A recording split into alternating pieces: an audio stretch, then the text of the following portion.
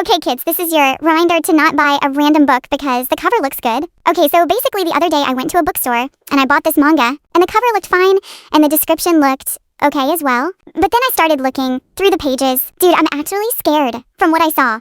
I'm not going to go into details, but if you have ever read a manga, you might know they're kinda inappropriate.